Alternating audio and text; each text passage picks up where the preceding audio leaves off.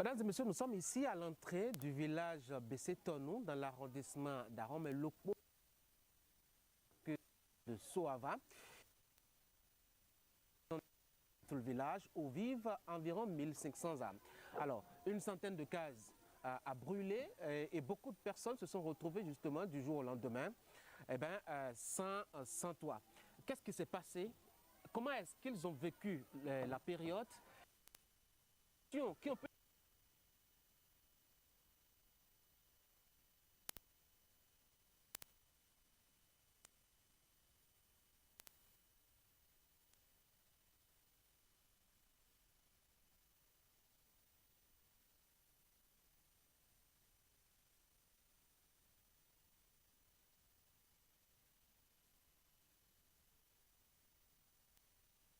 « 17 février 2023, un après-midi chaud et noir, inoubliable pour les paisibles populations de Bessé-Tonou.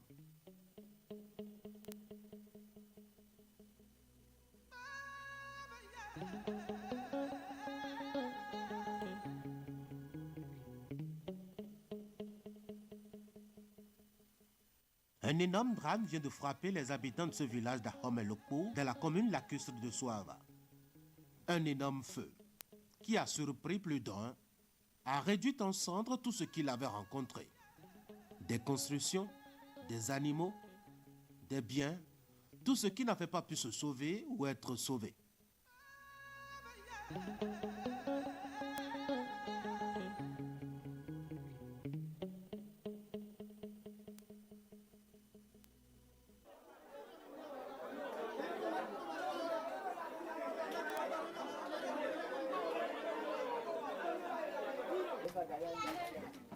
Environ un an plus tard, le village a changé de visage et se présente mieux.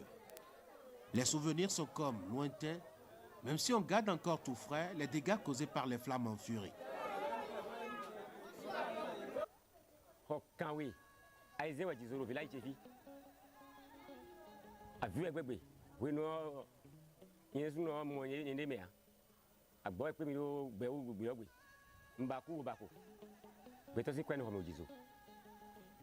Betosi o zanu ganu mudo ndeji no don le bio ejizo ndegbe ndegbeto zao bio ejizo machi ndem no legle le ejizo betosi zo keke do ho ule bo jizo ka ofio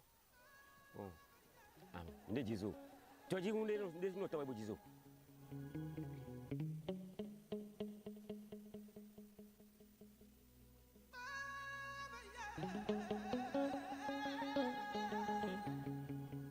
do kugeno jizo gbeto we mi aton me gegeno blasidan no ho me ho kan we zin de jizo le o mi an o me we blawo awudi le bloni e gravoa o mi ise do hôpital de la zone hôpital de servier e biye so pele ko o me de bolo azonaji abi me le ku de me a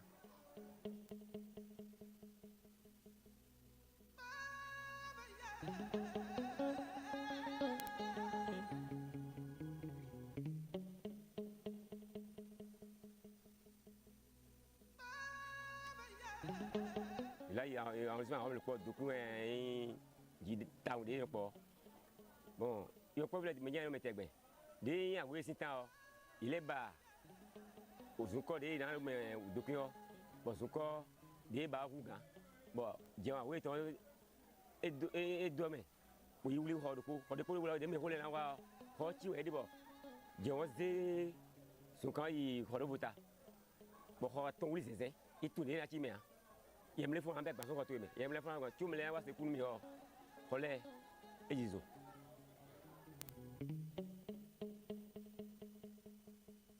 Le jour du sinistre, tout semblait réuni pour que survienne le drame. Les hommes au champ, les enfants à l'école, les femmes, pour celles qui ont des occupations hors du village, étaient aussi loin. De nombreuses familles ont été alors touchées. Mais tiens, nous voyons bien. Mba Joromi. Nga ko jono ko do wa. Ayo. Oh.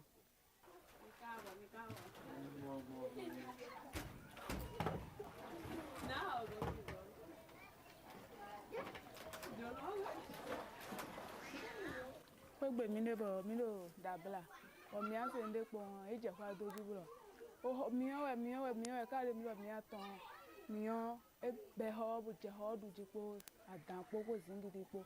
E tono deji o ino ko je deji. E tono deji en ko je deji. O gbon ko mele bi la. O je nu du ji.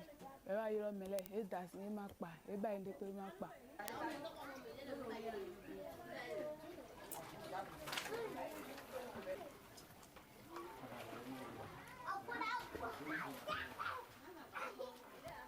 Mother no to fear. So what don't the boy? Mele vole bi ho me le monde chan. E mother no to fear ka do ba inu follow zwam. Le feu aura pris toute l'après-midi pour ravager tout sur son passage. Tout y est passé. Et derrière les décombres fumants, des dizaines de familles sans abri. Et dans un contexte aussi conservateur, la tradition n'a pas beaucoup aidé les victimes. Il y a des traditions en plus qui disent quand ça a brûlé comme ça par un incendie, on ne doit rien construire. Il faut attendre qu'une première pluie vienne éteindre ce feu. Donc voilà, ça s'est passé en février, en plein harmattan. Et les gens devaient à la limite, pour respecter la tradition, attendre jusqu'au mois de mars, fin mars, pour avoir une première pluie.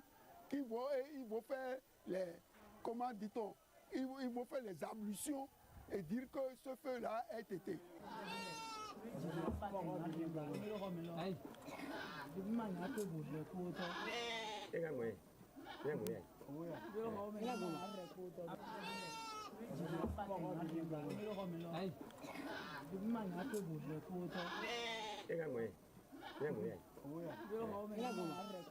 Mi kesa chile bo mele no doesa ino jibe ko mele bino kiti ino no te jeno me bo jeno jaka bo mele ka iro ko no ho bo mele dosa chi ole me sa chile mi do mi ka chi wo bo aje ele pe pele bloji we e mo gba honu yan o ji Ki lo ba we.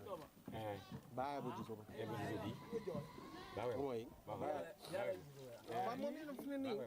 di po e fi bo yo sa di po le bi ko ji ja mi do ma Amo? Ko filelo. ko ji o mi se synchron se de gbon gani Bo da mo nu asana bi. mi gbe do e sun roko ma Olúwa mi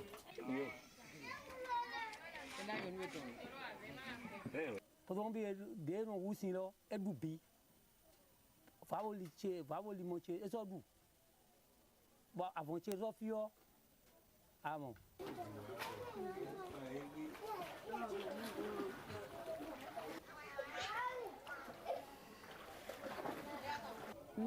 Nchere manchiza monde be gban le ton ndelebu.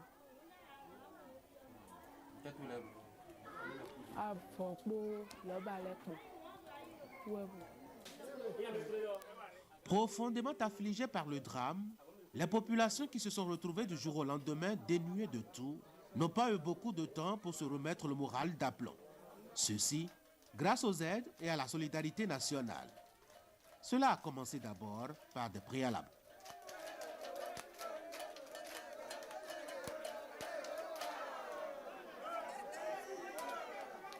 Les topographes sont venus et ont fait le relevé, ont fait l'état des lieux de toutes les cases brûlées et identifié la part de chacun de là où les gens restaient. Ceci est très important parce qu'il y a des tombeaux sous les cases. Ce n'est pas faire une attribution et aller remettre la tombe de Tatampion sous la case de l'autre. Et nous avons essayé le plus que possible pour respecter un peu les raisons de sécurité incendie, d'écarter plus ou moins les cases et créer quelques allées pour que les gens puissent passer. Ni mia bo hole gbalo, ni ya ikpanu bodo gbailo. Il y hole me mide ide o. Ni mi lo tolo. Ah o. Boku to wa jondo ganji. Gba holo alode ji mi tolo go mele bibo. Poto okpanu. On a fait des modules qui doivent être construits progressivement suivant la capacité de chacun. On a mis les poteaux, on a fait comme un hangar et il y a des parties où vous pouvez fermer et faire des murs en briques si vous en avez les moyens. Vous allez voir, il y a des murs en bambou. D'autres ont pris même des paillassons là pour entourer leur maison. Et chacun fait suivant ses moyens. Ces préalables techniques étaient menés parallèlement aux aides de diverses natures qui affluaient. Les populations de Bessétonou ont pu se sentir soutenues, aussi bien par la communauté locale que par la nation béninoise. Mais mon père catholique qui tourne tout il est à deux béni. Il est d'où Hodo Abisafrio. Il est à Bémélé. Ou Béido Abisafrio. Bon, mais le fini. Le noa, on a un lesin et Ivy, Badé, Azimi, nous on est pelé noa. Bon, on man mêlé. Bon, et donc Bunawe. Même Badon si à quoi nous remet. Bon, Jizo, on l'a bijizo. Bon, alors quand on a le pelé go nous mieux. Bon, nous nous gagner mais kaka. Tu vois, il va dire là, nous nous mieux.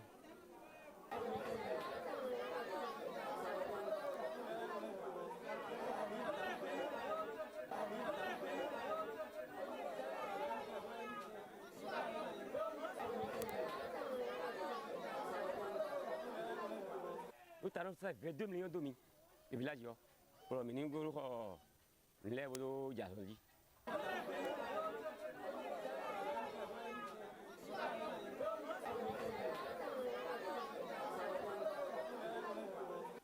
On a calculé tous les matériaux de construction, le bois, le fer, le clou, les feuilles de tôle qu'il faut pour construire chaque module. Et c'est sur la base de ça que le gouvernement a fourni tout ce qu'il y a comme feuilles de tôle que vous voyez là aujourd'hui, des tuiles et des feuilles de tôle, du bois et des pointes.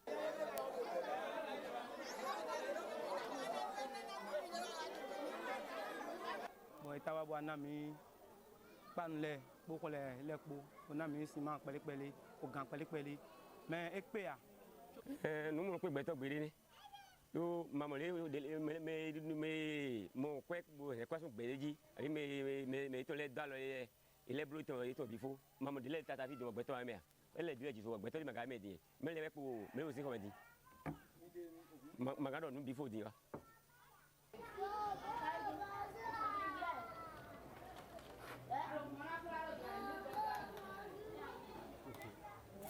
Akwa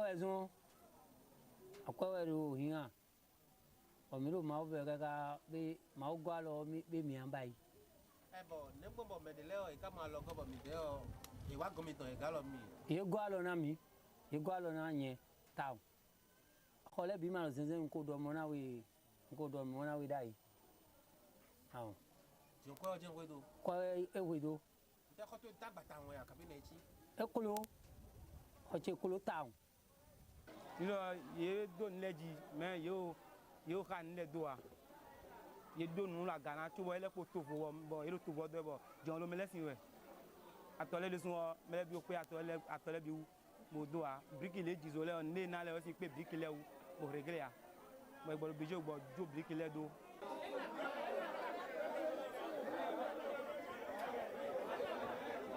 C'est des maisons qui ont plus d'aération.